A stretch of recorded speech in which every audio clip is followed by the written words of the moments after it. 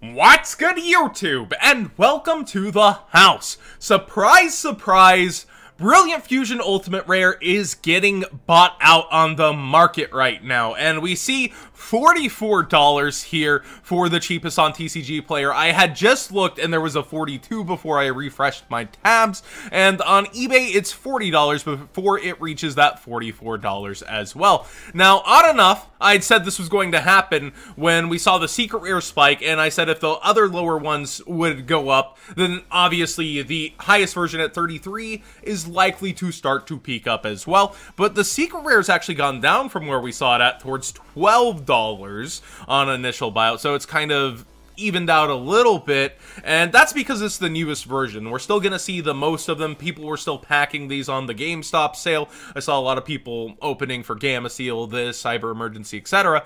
But the other versions are going to restock way slower. We have the super rares here towards $10 as well, matching the secrets, which would be a higher rarity, but I think people just looked at the $6 ones, $18 playsets, versus the $30 to $36 playsets, and were like, I don't want to pay that much for my playset. I'm going to grab the $18 playset right now. And then they saw it was $24 playsets versus the 30, and they're like, I still want to pay less than that 30, and everybody ended up getting their engines. Now, it's really good in Thunder Dragons. Of course, it's really, really good in multiple rogue strategies, but there is a ceiling cap eventually where we saw in the OCG, the Predaplant engine got hit, and we're now getting the Aromage link. So what will be the future for Brilliant Fusion and its engine being searchable? I'm not too sure on that one. But one thing's for certain, this was bound to be going up. It's easily usable. When we look at OTS Pack 6, I said this had the highest ceiling for any of its ultis. Invocation, you know, they needed to make new fusions or continue the line for this to continue to be really, really good.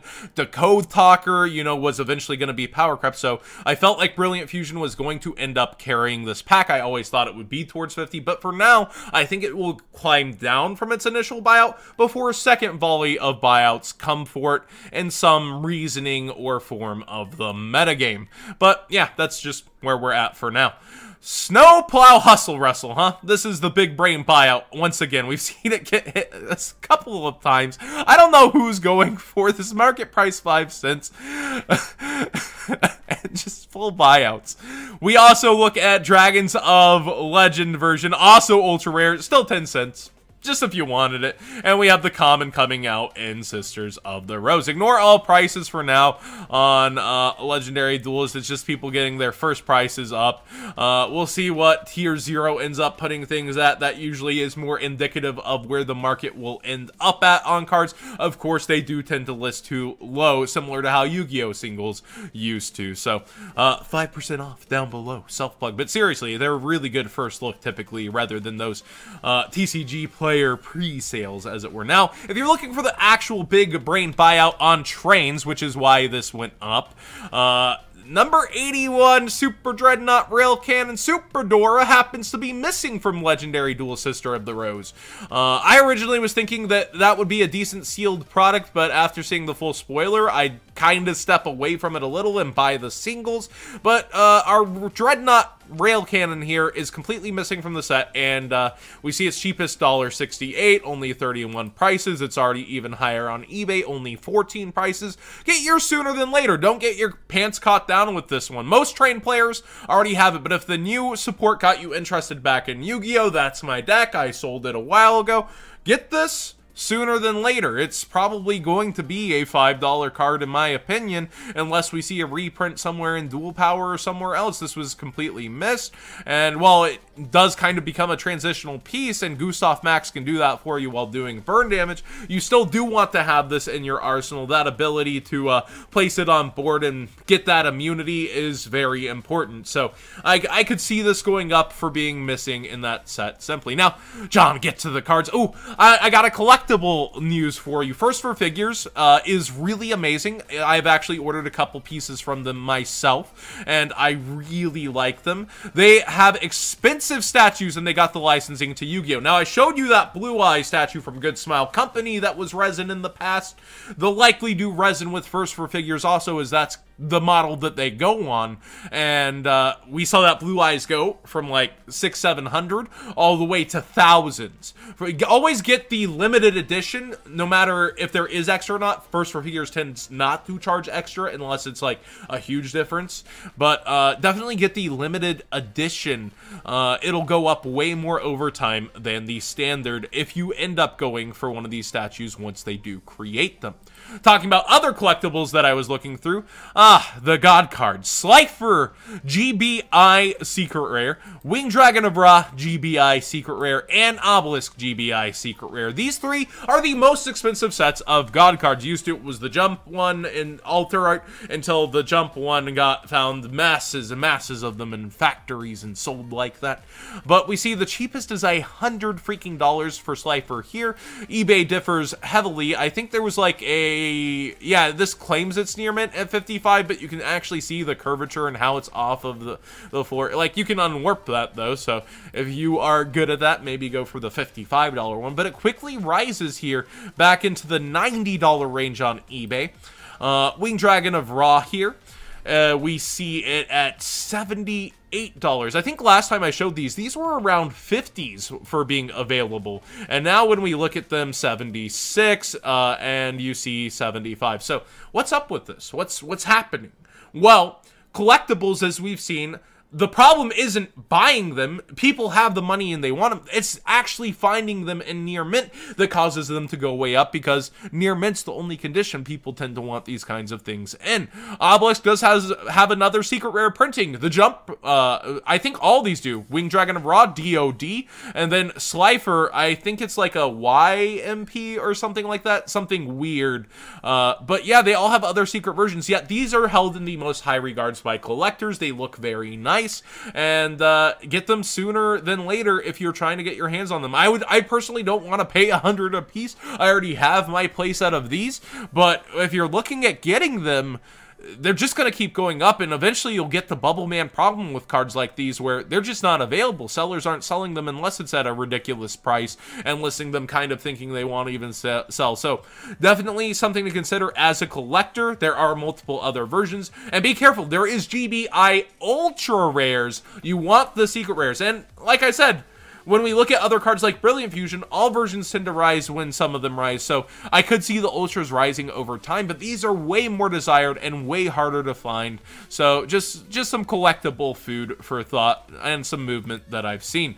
Artifact Scythe has been creeping up still. We showed it last time at a similar price, but it's just nudged up. We saw it a lot at regionals this weekend. I know that we had Team Bortle on the channel. I think Scott Page played it in first place. We've seen a lot of different artifact duelists coming out, and Scythe just generically shuts off that extra deck where Dimensional Barrier fails to. So we have seen kind of a rise. When I look through, Artifact Sanctum's still very, very cheap. Get yours sooner than later. I could see this also being $5 over time, and you play 3 of these where you can play Tooth Scythe because you don't want to open and brick with it. So very interesting dynamic there, that this is still just so gosh dang cheap and available when Battles of Legend Light's Revenge is almost a year and a half old. It's gonna only disappear with time, and I don't see something coming out that's gonna cause a reprint for Scythe once again, or Sanctum once again, unless they just add it in something like Dual Power, you know?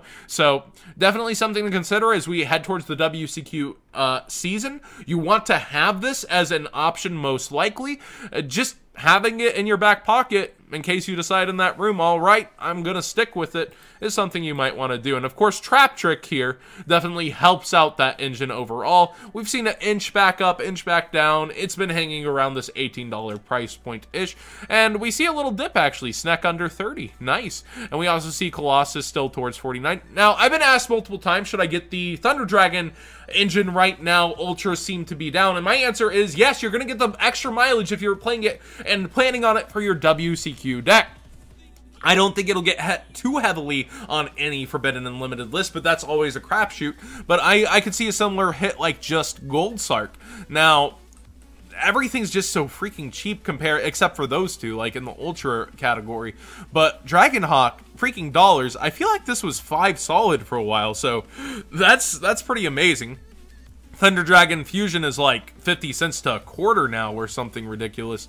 So yeah, I would go ahead and get your Ultras now, play test it, get solid with the deck. Don't just play it online. There's no substitute for playing IRL Yu-Gi-Oh! And really get the deck down pat.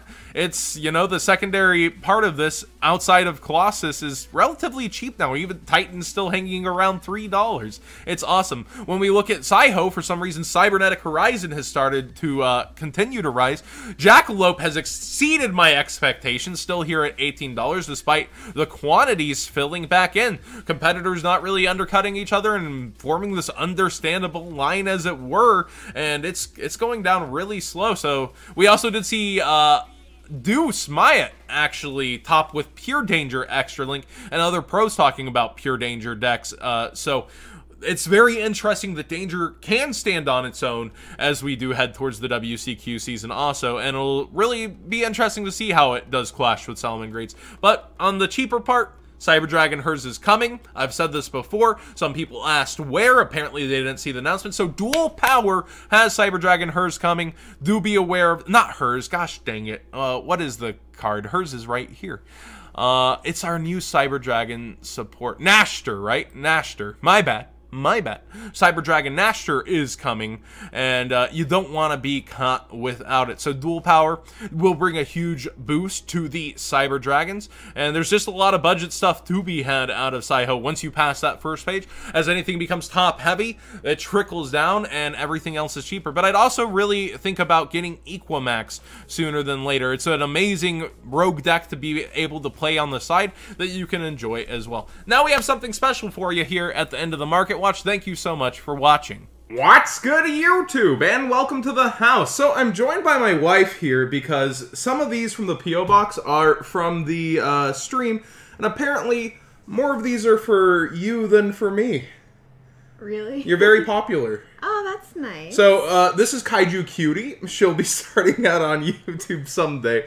But let's go ahead and get into this. The first one is for you. This is from cool. Kino from the stream. Awesome, awesome. Hopefully there's no letter. He's not that nice. I didn't think about that. I just jumped right into it. Alright, Phil. Thank you. This is super duper cute. Ooh, nice. Look at it. Okay, hold on. Let me Hopefully that's supposed to. Okay, it's supposed to. It's supposed to. This is so That scared cute. me. That scared me. I was like, oh no. Wait. Can I do it? Yeah. Do you need me to? There we go. Oh my gosh. Alright, we got Ninetales. We can see in the corner camera, hopefully, and overhead. She's a very huge Vulpix fan, so... It's so cute! A low on Vulpix. Nice. This will definitely go on her shelf. She loves that kind of stuff. And then I believe... this might be the only one for me, so... do you want me to rip into this, or yes, you? Please, I think this is for please. us, technically, but I'm still going to say it's for you. Sure. They love it. I'm the 7th favorite Yu-Gi tuber. She's quickly becoming the favorite Yu-Gi tuber, I think. Thought Chair was. Chair's number 1. I think you're number 2 here. Oh, okay. Alright, FedEx. Let's see what we got. Ooh, Christmas wrapping. Actual wrapped presents. Wow. So yeah, this is December mail. I think that's it in there. Yeah. Yeah. Alright. Cool. December mail. Christmas, a late Christmas present. I'll pick everything up later, I promise. Alright. Do you want to or me? Go for it. Alright. And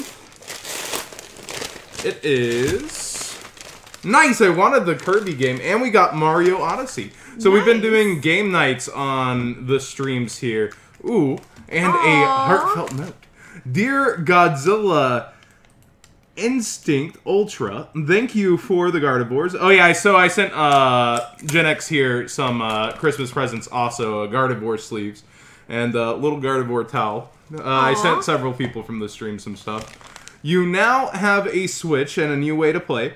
You have been a good friend to both me and Robkek. These gifts are from both of us. Ah, I see. Robkek pitched in.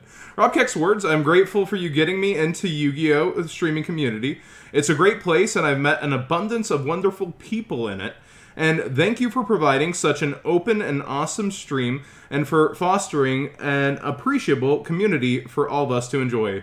Sincerely, Gen X and Robkek. All right, I see. I was like, Robkek didn't send a package in when I gave a Christmas present. Big think. But that's incredibly sweet. The double gifts. Your little sister likes to do the double gifts. The gift card your parents gave was from her also, right? Yeah. And finally, I think an actual Yu-Gi-Oh related thing is in the final stage here. But we really wanted to play this game a lot. So that's going to be really fun. So now we have a multiplayer game to play outside of just the Pokemon Let's Go that we've been playing. And this is pretty cool too. Well, there's Smash, but you don't I'm terrible at Smash. Like, I am the worst person. A 5-year-old can beat me. That's how bad I am. She doesn't like playing it on stream. Ooh, and finally, I'm embarrassed by my lack of skill. I see a couple of things. I don't. If that's a gift card, I don't know that I want to show it on stream. Ah, okay. It's a Verb gift card. I don't want to show the numbers or anything. So I'd like to be able to claim that. Thanks. But yeah. Here's the front where. It seems no crucial data is so there. Sweet. That's awesome. I've been thinking about getting into Verve instead of just straight Crunchyroll, so I'll definitely try it out with a trial and I guess an extra month. And, ooh, mystery cards. And another note. Ooh. Oh, love notes. Hey, bud. Hope you had a fabulous Christmas. It's not much, but here's a card you might need for YCS Chicago if you go. Still keep it if it's you don't. And for your anime addiction, I feel ya. A $10 Verve card, good for a month. I recommend Ruby by Rooster Teeth. Thanks for being here. You're truly Random. So Random, another stream regular, somebody I did send a Christmas present as well. So most of these seem to be Christmas exchanges. I appreciate the gift card a lot. I've been meaning to check it out, and I think they do like all their services together now. Yeah, I think they also have their podcast on there too. I think you get everything when you do that. Ooh. So that's pretty cool. What might I need? Ooh, a Bigfoot. I appreciate it. I've been thinking about the rank 8 engines with dangers, but I managed to pull a few of these. I think this might be my third after the pack opening, so I actually have 3 now. I appreciate it. So, thank you guys so much for sending stuff in. The P.O. Box is linked down below. I can't thank you guys enough. These are actually pretty personal. I really enjoy that. Like, yeah, we'll get to share this on stream, but, you know, this will go on Emily's shelves, the Vulpixes, and I really, truly do appreciate it. Any final words here? Thank y'all guys very much. It's incredibly sweet. And y'all didn't have to, but we are happy you did. Yeah, I appreciate anything that comes in very much. I know one of you guys tried to give me stuff at the Fort Worth Regional. I'm just like, you know, I would take everything, but I would feel bad doing that. Like I don't know. It's kind of different. It's like people offering me full decks for tabletop, and when like I'm starting to waver, I'm like, you know, we did the E-Dragon one, we're gonna do another E-Dragon one, and someone's like trying to give me full decks for it, and it's like, man, I would feel guilty. These are fully hollowed out. Like it's like. So I declined, but I really do appreciate anything sent in. Obviously, once it's already here, I can't say no. But Thank you so much, and we'll see you next P.O. Box opening.